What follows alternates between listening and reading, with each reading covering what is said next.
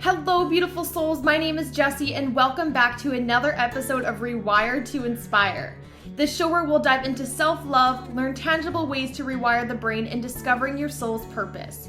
The goal of Rewire to Inspire is to encourage listeners to begin doing the hard work, to get curious and open to maximizing your life. Our mindset shapes how we live. Depending on life events, traumas, and personal experiences, our mindsets are all vastly different. However, one thing we all have in common is the ability to rewire our mind, to change the narrative, and to pivot our lives. I hope you leave each episode with the belief that you are so worthy to live a life true to you. I look forward to chatting with you every single Tuesday and Thursday and helping you grow exponentially in all areas of your life. Without further ado, here's today's episode. Hello, beautiful souls. My name is Jessie, and welcome back to my podcast, Rewire to Inspire. I am super duper excited to be jumping on the microphone with you all for episode number 117.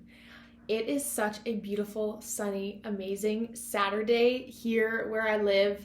I just got back from a beautiful walk with my sister-in-law and my nephew. We went for a beautiful 1-hour walk this morning. Walking is just such a great way to get out of the house while exercising, getting fresh air, noticing your surroundings, getting out and about. And so this is your sign to maybe go for a walk, or maybe you're out for a walk right now. And nonetheless, hello you guys. I hope you're doing well. I hope your April is going well. I cannot believe today, when I record this episode, is the 15th. When this episode comes out, it will already be the third week of April.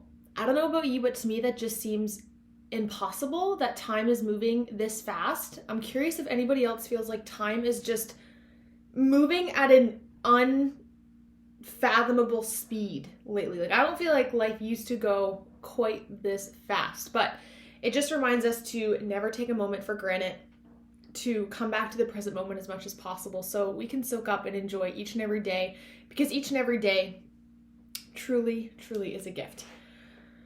But without further ado, you guys, I am so excited to be jumping on here for today's episode. Talking about inner child work is one of my favorite topics in the whole wide world. Again, I like to keep these very surface level. As always, my content is not a substitute for proper therapy or counseling. It is in no way a diagnosis. It is in no way encouraging you not to seek professional support. My podcast is here to provide education, awareness, stories based on my experiences, and things that I've learned that I want to share with you all. But the reason that I want to talk about today's episode is because I was listening to Mel Robbins' podcast this week, who is honestly one of my role models. I look up to her in so many different ways. And she was interviewing somebody named Dr. Kennedy. Dr. Kennedy was his name. And they were talking all about anxiety and how to heal anxiety. And one of the main things that they talked about in the podcast episode was how anxiety and our inner child are pretty much best friends, and how they kind of go hand in hand. And so for today, for episode 117, I want to talk about why inner child work is so important. The thing about anxiety that I don't think that we realize is that it can be healed. It can be tended to. It can be resolved in a way. But it starts by noticing what anxiety means for you. What is your relationship with that? Furthermore, to expand on that question, what is your relationship with your inner child? When I even say the word inner child, I want you to use your own dialogue and self-assess what comes up for you. Do you think of a particular memory? Do you think of somebody younger than you? Can you picture yourself? What comes up for you uniquely is going to be a great place to start. I then want you to ask, what is my relationship with anxiety? Am I someone, sorry if that was super loud, I just hit the microphone. Are you somebody who experiences anxiety a lot? Is it in certain situations? Is it around certain people? Was it around a certain phase of your life? What is your relationship with inner child, and what is your relationship with anxiety? Because the thing is anxiety shows up in our adult bodies, our older self bodies, as unhealed parts of our childhood experiences. And again, not all things. We can be anxious about things because we are nervous about them or worried about them. But this is more when we're, dealing with anxiety a lot of the time and we don't seem to know a reason for it. We can't seem to get a tangible reason of why we're feeling that way. And it's almost like we get frustrated because we're like, no matter what I do, I just feel anxious. I feel overwhelmed. What is this? And the thing is even if you feel like you had a flawless childhood, you feel like, you had supportive parents, you had a great environment, you were supported, you were loved, you were validated, you were tended to, whatever. You just feel like you had a picture perfect, flawless childhood. The thing is taking our older selves back to our inner child experiences holds so much power. It allows us to look back at a time of our life where we didn't really have a lot of control from a lens now where we have a lot more control. We're able to look at it from a safety standpoint now, should you be in a safe place now, and to reflect backwards. And it really allows us the permission and observation of why we are the way that we are. Because the thing is our inner child is us, whether we want to acknowledge that or not. We have to be willing to, I've been saying be detectives a lot, be curious a lot, because I do truly think that is how we begin to get answers, by beginning to reflect for ourselves. Because I think what happens is so many of us go through life, right? We grow up, we kind of forget about our past experiences. It's almost like they've already passed, they've existed, like we don't care about them anymore, let's move on. And we just keep growing up. But we forget about those phases of our life that have leaked into where we are. And then depending where you're at, with self-awareness and with growth and with healing and all those things, that is when it's going to become important to bring our inner child life into our conscious mind. If you are someone who does not care about healing, does not care about evolving, does not care about becoming a better version of yourself, does not care about understanding why the way that you are, you don't really have to go and explore that. But if you're listening to this podcast, chances are you're probably curious about that. You're probably curious on optimizing your life. And one of the best ways that we can start that is by looking at our past experiences, because they shape and hold the answers of why we are the way we are, why we respond the way we respond, why we carry ourselves the way we carry ourselves, our reactions to things, our threshold of things, our tolerance to things. It really makes so much sense. And so the goal of today's episode is really for you guys to begin to self-assess for yourself how your inner child is showing up in your life now. Should that be anxiety, for example, what we had started this podcast talking about? Let's say you find yourself really, really anxious whenever you go to family gatherings. And you're sitting there wondering why that is. I want you to ask yourself, was there ever a time in my life as a child that it was unsafe to be at family gatherings? Did that ever mean an emotion for me? Because the thing, you guys, about our inner child and about how our mind processes, we have this thing called the amygdala that I've talked to you guys about before, and it's basically our mind's alarm system. It is what is constantly scanning our environment for threats. And when it picks up that there is a threat, so let's say that family gathering, for example, it picks up that there's a threat. The thing about our amygdala is it doesn't know if that is happening in real time or if it's something that's happened 10, 20, 30, 40, 50 years ago, which is fascinating because we can get triggered at 50 years old from an event that happened when we were 10. That is why it is so important that when we get anxious or we get overwhelmed, we take a second to tap in. Tapping into our body is the only way that we can heal it.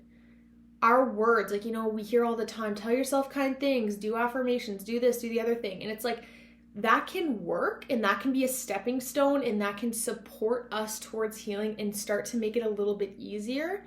But that's not fundamentally going to heal us at the core. What is going to start to heal us at the core is when we can get into our body and physiologically change our response to those things. That's why at the end of my podcast, I say, get out of your head and into your heart, getting out of our mind and into our body. And so I want you to think of a time that you typically feel super, super anxious or super overwhelmed. And the next time that happens, and again, depending where you're at in your journey, this is going to look different for all of us. One of the best things that we can do in those moments is to notice that it's happening. Notice, just be a spectator. I'm noticing that this is happening. The second thing that's going to be helpful is to breathe. Breathing is how our body can shift from that sympathetic to parasympathetic state. We are encouraging our body with our conscious mind to shift into a state of being safe. One of the best breathing methods that I have found for calming down our nervous system is to do 2 quick inhales and a long exhale. So it's like, that is one of the best breathing techniques. Even just doing that, I literally feel calmer, and that took me 2 seconds. I encourage you to try it right now listening. Breathing is one of the best ways that we can start to come back to our body. Once we've then come back to our body, again, depending where you're at, even this could already be too much. So if you're listening to this going, that would probably already be unsafe for me, I encourage you to start doing some of this work with a professional so that they can be there to help you in those moments. If you're a little bit further along in your journey, I always like to have a trauma-informed perspective on this, because I know that not all folks listening are ready for some of these things, depending on what our experiences are. Coming back to our body could be the most unsafe place to be. And so I always just like to kind of give that backstory. If you're kind of sitting there wondering, like, why wouldn't that be safe? For some folks, coming back to our body could be the least safe place, or it has been in the past. And so doing that breath work. And then the next thing that we need to do is we need to ground ourselves. We need to feel our body. We need to feel our body in a chair. We need to feel our body in real time. So maybe that's doing a 5, 4, 3, 2, 1 method. Maybe that is, feeling the texture of your shirt and describing it out loud or in your mind. Maybe that's feeling the support of the chair beneath you. The reason, again, I'm sharing this episode from 2 perspectives, from an anxiety perspective and from an inner child perspective, because they are so tightly linked together. The title of this episode really should be How Our Inner Child Develops Anxiety in Our Future Self. That should really be the title of this. So I guess I still have the power now to change what it is. I know exactly what it's like to not know where to turn, to feel alone, helpless, and stuck. My goal as a coach is to help clients from a trauma-informed perspective see your worth and develop self-belief so you may chase your dreams and trust your intuition to live the most aligned, fulfilling life possible. If you're looking to elevate your life to the next level but aren't sure where to start, I would absolutely love to connect. If you're feeling pulled or curious, please use the link in the show notes below to book your free call. I look forward to connecting and supporting you on your own unique journey. But it's just been so... I gotta stop saying but to. But and like are the 2 words that I'm trying to pivot away from. So I'm trying to interpret or input new vocabulary into how I'm speaking. So when I was reflecting on this episode, I was like, there's probably so many people out there that feel helpless with feeling anxiety. The thing is if we just go to a psychiatrist or a doctor or whoever and we get medication for our anxiety, that can help us, right? That can help soothe us. That can help. I almost like to view medication for mental health as almost like a bridge. It can help bridge us to get to a safe place to start doing the work. However, I think a lot of us, and even when I was studying social work, I had the understanding that anxiety was a chronic thing. It was a generational thing. It was something that if you have it for life. You're likely going to pass it to your kids. But the thing is you're not passing anxiety to your kids. You're not passing anxiety through generations. What you're passing through is coping strategies, resiliency, mirroring, how you respond, emotional regulation. Those are the things that we're passing. And so we're duplicating an experience. We're reinforcing experiences for the next generation and for ourselves throughout our life because we're not doing the work to intervene. But I think that until we know and until we have factual evidence that something can be healed, who do we believe? Like, why would we not listen to our doctor who's just pushing medication on us? Why would we do the work when I can just have a quick fix? The thing is it's so empowering to know that we can start to heal our anxiety. We can start to work on it. And it's going to take time, right? If we've been shown hundreds, thousands, whatever experiences in our life of reasons to be anxious, And really, what is anxiety if we think about it? When that alarm goes off in our brain, that amygdala goes off, signaling danger to our brain, what is happening is our body is getting ready to release cortisol, getting ready to fight, getting ready to flee, getting ready to freeze, getting ready to fawn, is getting ready to keep you safe. And so that happens. You have an experience that happens. If you grew up in a household where that had to happen all the time and that bell was constantly going off, again, we can almost become stuck in that hyper-arousal state, that hypo-arousal state. We can become stuck in that heightened alarm state. And so if we've become stuck there for a long time, and that's been our go-to state for a long time, it's going to take time to rewire that. It's going to take time to retrain your mind that it is safe. And that is why it's so important in real time, in the moment, we catch it happening and we start to do the work to almost play it backwards. Yes, thank you, body, for letting me know that there's a potential danger. However, I got this. This actually isn't a danger. I know exactly what's going on. I can take over from here. Our body and mind, mostly our mind, will continuously try to take over, right? Because that's its job. It's its job to keep us safe. But it's also our job we get to control our mind, not the other way around. But so many of us let our mind control us because we don't know we have the power to turn it off. And so we get to say in real time, like, hey, brain, can you just take a second and let me drive for a minute because you've been driving for too long and I appreciate you keeping me safe. In this moment, I'm not really needing you to keep me safe. So one thing I really I have a little bit of an activity that I encourage you all to do, which brings our inner child role back into this anxiety-focused podcast. I encourage you to go find a picture of yourself. Find a picture of yourself that you can have as your lock screen. You can put beside your bed. You can put it on your fridge. Put it somewhere that you're going to see it often enough that it's going to shift your awareness to them, to your younger self. And the reason that I want you to do that is because I want you to go back to their body for a second. I want you to go back to their experiences. I want you to go back to their mindset. I do this all the time. And it is so helpful. Whenever I'm feeling icky or overwhelmed or like I'm feeling an emotion that's inexplainable, I'll go internally and I can picture this version of Jessie who is younger in her bedroom. And I'm like, what is she feeling? She's feeling the same emotion I'm feeling right now. Okay. This makes sense. When did I typically feel that emotion? When I wasn't seen, when I wasn't heard, when I wasn't validated, when I felt alone. And so now, times that I feel lonely, that comes out as disgust, as rage, as overwhelm, etc. And so I think when we have that visual for ourselves, it gives us that permission to also allow them to heal and to heal with us. Because I'll tell her all the time, you're not alone, I'm here with you. And I'll almost visualize myself bringing her back to my present body. Because if we have those parts of us that have dissociated and we've begun to dissociate, we can start to put those pieces of the puzzle together slowly over time.